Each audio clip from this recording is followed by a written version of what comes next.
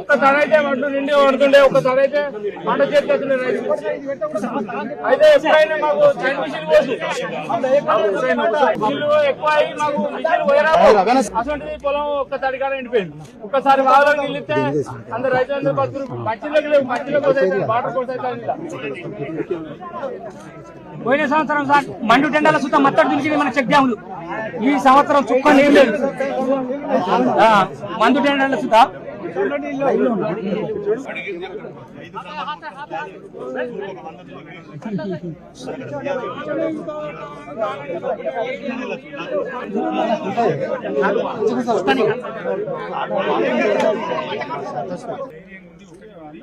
పోరాటం